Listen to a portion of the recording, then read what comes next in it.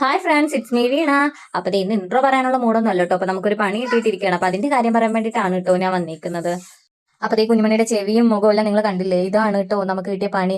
എന്താന്ന് വെച്ചാൽ എന്താണ് ശരിക്കും പറഞ്ഞാൽ ഞങ്ങൾക്ക് അറിയില്ല കേട്ടോ. എന്തിന്റെയോ അലർജിയാണ്. രാവിലെ എണീറ്റപ്പോൾ മുതൽ ദേഹം ഫുള്ള് ചൊറിഞ്ഞ് ചെറിയ ചെറിയ തടുപ്പായിരുന്നു. അപ്പൊ ഞങ്ങൾ വിചാരിച്ച എന്തെങ്കിലും പുഴുവാട്ടിയതോ അങ്ങനെ എന്തെങ്കിലും കാര്യമാണെന്ന് വിചാരിച്ചിട്ട് എണ്ണയൊക്കെ ഇട്ടത്. പിന്നെ ഒരു ഉച്ചയൊക്കെ ആയപ്പോഴത്തേക്കാണ് ചെവിയൊക്കെ കയറി തടിച്ച് ദേഹം ഫുള്ള് ഇങ്ങനെ വീർത്ത് വീർത്ത് വരുമായിരുന്നു. കുഞ്ഞുമണിക്കാണെങ്കിൽ ഭയങ്കര ചൊറിച്ചിലും ഉണ്ടായിരുന്നു. പിന്നെ നമ്മളൊന്നും വെച്ചോണ്ടിരുന്നു. നമ്മൾ നേരെ വിക്ടോറിയ ഹോസ്പിറ്റലിലേക്കാണ് കേട്ടോ വന്നത്. അപ്പൊ ശരീരം ഫുൾ ഇതായത് കാരണം ഡോക്ടർമാർക്ക് എന്താണെന്ന് അറിയാത്ത ടെൻഷൻ ആയിരുന്നു കേട്ടോ. അങ്ങനെ ആദ്യം ഒരു ഇഞ്ചക്ഷൻ ഒക്കെ കൊടുത്ത് കാനിൽ ഇട്ടിട്ട് ഒരു ഇഞ്ചക്ഷൻ കൊടുത്ത് പിന്നെ കലാമിലോഷൻ നമ്മൾ ദേഹത്ത് പെട്ടിട്ടുണ്ടായിരുന്നു. പിന്നെ ഒരു 2 മണിക്കൂർ കഴിഞ്ഞിട്ടും ഈ തടുപ്പ് കൂടുന്നതല്ലാതെ കുറയുന്നുണ്ടായിരുന്നില്ല കേട്ടോ. പിന്നെയും പിന്നെയും കാലിൽ ഭാഗത്തൊന്നും ഇല്ലായിരുന്നു ശരിക്കും പറഞ്ഞാൽ. അപ്പൊ അങ്ങനെയൊക്കെ പിന്നെയും കൂടിക്കൊണ്ടിരിക്കുകയായിരുന്നു. ഞങ്ങളൊരു 2:30-3 മണിയായപ്പോൾ ചെന്നതായിരുന്നു. 5-6 മണിയായിട്ട് ഇത് കുറയാത്ത കാരണം ലാസ്റ്റ് നമുക്ക് യൂറിൻ ടെസ്റ്റ് ചെയ്യാൻ വേണ്ടി എഴുതി തന്നിട്ടുണ്ടായിരുന്നു കേട്ടോ. അങ്ങനെ അതിന്റെ റിസൾട്ട് നമുക്ക് 7:00-ആയിരുന്നു കിട്ടിയിട്ടുണ്ടായിരുന്നു. അങ്ങനെ ആ റിസൾട്ട് നോക്കിയപ്പോഴത്തേക്കും അതിൽ ചെറുതായിട്ട് ഇൻഫെക്ഷൻ ഉണ്ടായിരുന്നു കേട്ടോ. യൂറിനറി ഇൻഫെക്ഷനും ഉണ്ടായിരുന്നു. അപ്പൊ പിന്നെ കുറച്ച് കഴിഞ്ഞിട്ട് ഞങ്ങൾ അവിടെ ഇരിക്കൊണ്ടായിരുന്നു കേട്ടോ. അങ്ങനെ കുഞ്ഞുമണി ക്ഷീണിച്ച് ഉറങ്ങി. ഇഞ്ചക്ഷൻ ഒക്കെ എടുത്തതിന്റെ ഇതിൽ ക്ഷീണിച്ച് നല്ല ഉറക്കമായിരുന്നു കേട്ടോ. പിന്നെയും ഞങ്ങൾ കുറെ നേരം അവിടെ ഇരിക്കുമായിരുന്നു. 7 മണിയാവുന്നു, 8 മണിയായി, 8:30 എന്നിട്ടും കുറയുന്നുണ്ടായിരുന്നില്ല. ലാസ്റ്റ് ഞങ്ങൾക്ക് ഡോക്ടർ നമ്മളെ ഒബ്സർവേഷൻ റൂമിലോട്ട് ആക്കിയിട്ടുണ്ടായിരുന്നു കേട്ടോ.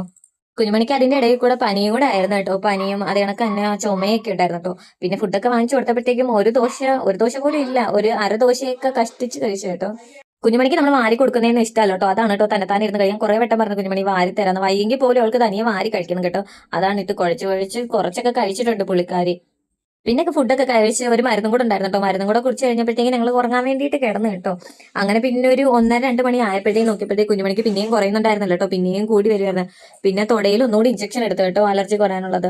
അങ്ങനെ പിന്നെ ഇഞ്ചക്ഷൻ ഒക്കെ എടുത്ത് ഞങ്ങൾ ഒബ്സർവേഷൻ റൂമിൽ തന്നെ ആയിരുന്നു കേട്ടോ. ഹോസ്പിറ്റലിൽ തന്നെ ആയിരുന്നു. ചേട്ടായി അമ്മയൊക്കെ പുറത്താണ്. നമ്മുടെ രോഗിയുടെ കൂടെ ഒരാളെ മാത്രമേ കയറ്റത്തുള്ളൂ. അങ്ങനെ ഞങ്ങൾ ഇവിടെ കിടക്കുമായിരുന്നു.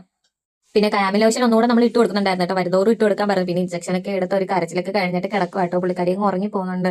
തനിയേയും ഉറങ്ങി. 2 ഇഞ്ചക്ഷൻ ഒക്കെ എടുത്ത് നല്ല ക്ഷീണം ഉണ്ടായിരുന്നു കേട്ടോ. ശരിക്കും പറഞ്ഞാൽ തലേ ദിവസം അതിന്റെ മുന്നത്തെ ദിവസം നമ്മൾ പുറത്തുനിന്ന് ഫുഡേ ഒന്നും കൊടുത്തിട്ടില്ലായിരുന്നു കേട്ടോ. നമ്മൾ വീട്ടിൽ തന്നെ ചിക്കനും അതേ കണക്കിന് മുട്ടയൊക്കെ തന്നെ ആയിരുന്നു കേട്ടോ വെച്ച് കൊടുത്തത്. അപ്പൊ ഡോക്ടർ പറഞ്ഞത് എന്താന്ന് വെച്ചാൽ ചിലപ്പോൾ മണ്ണി കളിക്കുന്നതോ അല്ലെങ്കിൽ ഈ മുട്ടയൊക്കെ ചിലപ്പോൾ എപ്പോഴും പിടിച്ചെന്ന് വരത്തില്ല. അതുകൊണ്ടാണ് അലർജി വന്നേന്ന്. പിന്നെ ഇത് മാറാൻ വേണ്ടിയിട്ട് 3 ആഴ്ചത്തോളം സമയം എടുക്കും എന്നൊക്കെ പറഞ്ഞിട്ടുണ്ട് കേട്ടോ. അങ്ങനെ പിന്നെ മരുന്നൊക്കെ തന്ന് പിന്നെ ഞങ്ങള് രാവിലെ ഒരു 8-8:30 ആയപ്പോഴത്തേക്കും ഞങ്ങൾ ഒപ്പി കാണിച്ചപ്പോഴത്തേക്കാണ് കേട്ടോ ഡോക്ടർ ഇങ്ങനത്തെ കാര്യങ്ങളൊക്കെ പറഞ്ഞത്. ഒരു ഉച്ചയ്ക്ക് ആവാറായപ്പോഴത്തേക്കാണ് കേട്ടോ നമ്മൾ ഇറങ്ങിയിട്ടുണ്ടായിരുന്നത് ഹോസ്പിറ്റലിൽ നിന്ന്. തലേ ദിവസം തന്നെ ഉറങ്ങാത്തോടെ നല്ല രീതിക്ക് ക്ഷീണം ഉണ്ടായിരുന്നു. എനിക്കും ചേട്ടായിക്കാണെങ്കിൽ ഒട്ടും ഉറങ്ങാൻ പറ്റില്ല കേട്ടോ. കുഞ്ഞുമണിക്ക് നല്ല രീതിക്ക് ക്ഷീണമുണ്ട്.